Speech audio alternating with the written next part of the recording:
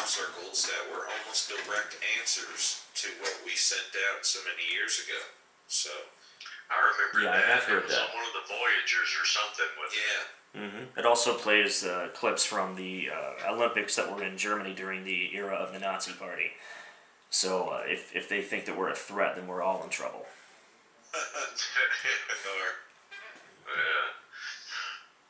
Excuse me. Well, let's talk a little bit about my area that I know a little bit about, and that's ghost hunting. So, what's some famous haunted places in Ohio? Oh, wow. Ohio has Elizabeth's Grave, the Emmett House in Waverly. There's Crybaby Bridge. There's the Moonville Tunnel. There's that university up in Toledo, I believe it is, where the original building, the original structure, caught on fire during Christmas break, maybe 60 years ago, and several of the students were still there. They all died in the fire.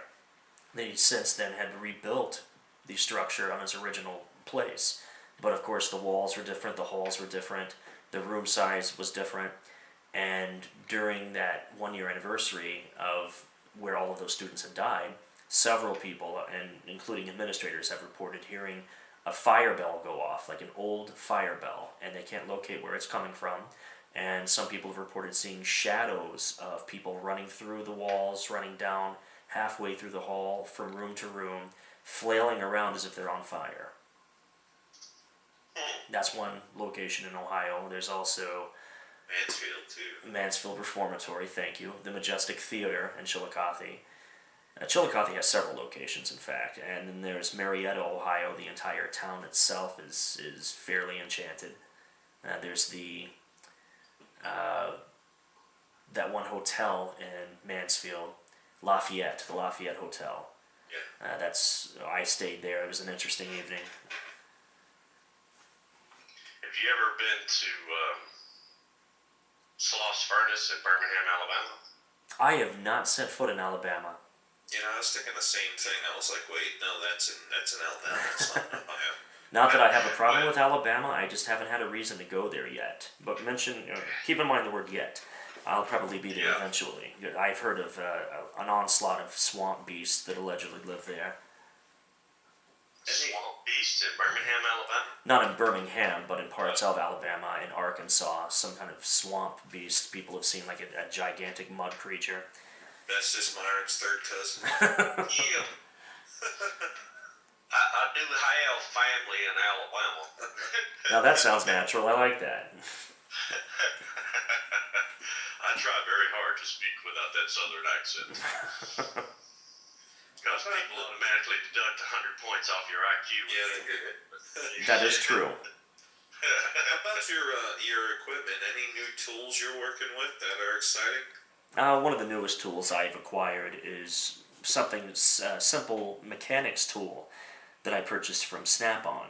It's called a borescope. It has a long camera rod on it that you can feed into water, even into like the core of a motor to look for broken fragments. I've used that as like a fish finder, almost what like Josh Gates uses during Destination Truth, like a fish finder. I've used that. It has an extender that goes about 20 feet. I also have used that to go through old keyholes for skeleton keys, to look through what's on the other side, because it does have a nice LED light that brightens the entire room. And I have used that in areas of the Underground Railroad, which a lot of houses in Chillicothe have underground connections that lead from house to house, where they used to run slaves to hide them.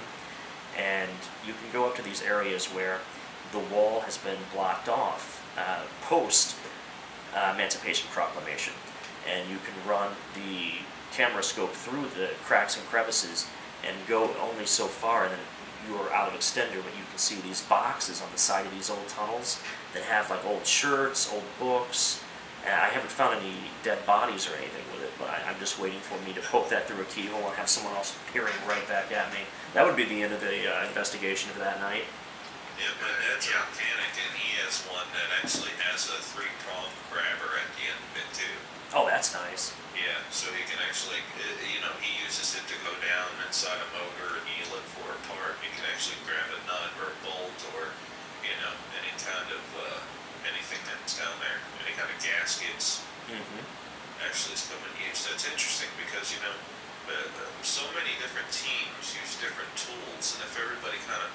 there are so many tools out there that people don't even know or think to use. Just something like that. I use a multitude. Of course, the traditional EMF meter. I have an EMF detector, which is something that American Electric Power uses. It actually can detect faulty wiring, bad conduit, and man-made EMF abnormalities, whereas the EMF meter picks up more of that type of level on a paranormal plane. So if I've got one going off, which that being the EMF meter, and I'm thinking, well, is there something paranormal here? I get the EMF detector as plan B. I put them next to each other, and if they're both going off at the same time, chances are it's bad wiring, excessive levels of wattage going through smaller gauge wires. But if the EMF meter is going off and the EMF detector's fine, chances are Casper's right in front of you. Yeah, all I have is the trifield meter, and then I have a digital, and I have a K2. That's about all I've got as far as EMF meters go. The K2 meter is really nice. It's a different approach. I like it. I basically just try to use it for conversations, trying to get them to respond to you. And I use the digital just to sweep the room and do all that other stuff. But the K2, I just try to use for conversations. Yeah. Yeah, we take a different approach in that aspect as well. We don't really open a line of communication with the quote-unquote dead. Former team I used to be with, they were getting more and more in that realm, which is one of the reasons why I left. They were asking the wrong questions, getting a little too pushy, a little too belligerent, and when messing with the spirit realm, you really don't want to make the wrong entity angry. I don't want it to attach itself to me, bring it home, have it possess my kids' toys. I don't want that to happen. I have 2 children, and I have a wife who's directly involved in my team as well. She's one of the best photographers I have. She's what I call the Agent Scully of the team, where I'm the Fox Mulder, because I usually go after the moon, where she's like, Neal, it's just the moon. So thankfully I've got her in my corner. But we have taken a strong stance because we're very open and grounded in our Christian faith, and we tie this type of research into what we do spiritually. And every member of my team is very active in the church, and we take it from that direct approach. If something pops up and starts talking to us, that can't be helped, that can't be avoided. I like to think that if it's an intelligent haunt, it could be something related to a spirit in limbo, or if you're familiar with Catholicism, the theory of purgatory, where the spirit hasn't gone to heaven or hell, it's just kind of hanging out until it has its way prayed through, or until Christ decides, hey, you've served your time, you can pass on. One of the two. And of course, there's the residual haunts, which are commonplace with, for example, a big screen TV from the 80s where you would leave it on one image for too long, it would burn it into the screen, and you could never get it to go away from that even though you changed the channel. That in itself is a residual occurrence, much like the battlefield of Gettysburg. You get more of that than you do an intelligent haunt. We've got a question in the chat room. Bob wants to know, how many aliens really make crop circles? That's the thing. You really don't know if it's an alien entity. You really don't know if it's some earthbound energy that the knowledge of died with our native ancestors. I happen to be half Irish, half Cherokee, and Shawnee. So I use a lot of my roots within spiritual understanding to try to decipher the codes and to feel the energy, hone in on the energy, and just take it as that. I don't take it any further. Now, with the crop formations, are they alien, or is it an earthbound energy? Is it something, like I said, has died with either our founding fathers or the Native Americans who lost this land thanks to manifest destiny? It's really hard to tell. It's anyone's ball game. It's an open theory that everyone can debate till the end of time. I would like to think that it has something to do with some higher level of that alien intelligence, but if this is a message they're sending us, is it a message of hope, a message of information, or a message of warning because they're going to come and suck our brains out? You really don't know. And I was going to ask about what do you think about the spirit boxes, ghost boxes, because there's a lot of investigators that use them. There's a lot that don't think they really do anything. I think they do a lot. I think it's basically the 21st century version of a Ouija board, which is why I'm leery of it. We do not use seances or Ouija boards within our research.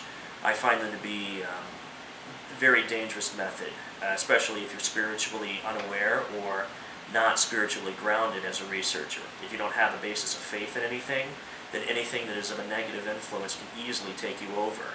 Not as in possession, but as in manipulation. Demonic possession can only concur if you openly invite a negative force into your body. That is true blue possession. But manipulation happens to even those that are of the church. Everyone's manipulated, regardless of faith or no faith. But with the ghost boxes, like I said, 21st century version of a Ouija board, I wouldn't suggest using it, because you don't know who's going to be on the other side talking to you, or who they may pretend to be. Yeah. Yeah, that was one of the things that